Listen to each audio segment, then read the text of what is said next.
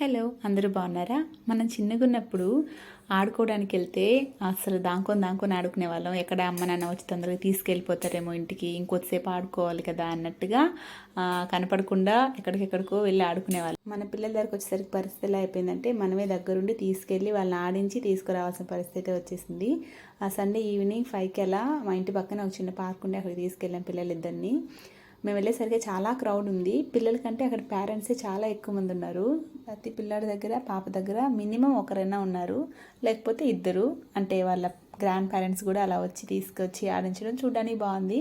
ఎందుకో తెలియదు, ఆ రోజు కొంచెం చాలా క్రౌడ్ ఉండింది. ఎక్కువసేపు ఉండలేదు, మేము ఒక అరగంట ఉండేసి మళ్ళీ తీసుకొచ్చేసాము. నెక్స్ట్ వీక్ వద్దాంలే అన్నట్టుగా వెళ్ళిపోదాం అనేసరికి మా వాడికి ఏం మారం చేయకుండా ఓకే అనేసి అయితే వచ్చేసాడు. మా రిషి విషయంలో నాకు నచ్చే విషయం ఏంటంటే మనం ఏదైనా వద్దు కాదనన్నా నో అని చెప్పేస్తే ఇంకా ఓకే అంటాడు, అర్థం చేసుకుంటాడు. చాలా మెచ్యూర్డ్గా బిహేవ్ చేసి. ఇలాంటి మరిన్ని వీడియోస్ కోసం ప్లీజ్ డూ సబ్స్క్రైబ్.